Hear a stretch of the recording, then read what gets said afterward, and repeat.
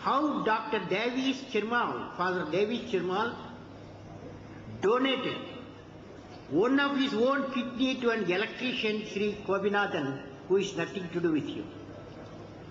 I asked priest Father Davis what went through his mind when he donated his own kidney.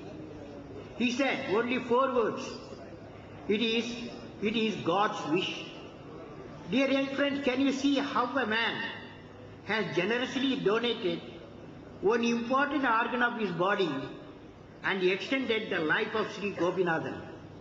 Can there be a greater mission of than what can I give practiced by Father Davis? Now, 3 days back, I was in Puducherry. So last week I visited Puducherry in Pondicherry. It's called now Pondicherry is called now Puducherry. Puducherry participate in the Golden Jubilee celebration of Volontariate. This mission of Volontariate was started by Madam Madeline, who came from Belgium to India to pursue her mission of service.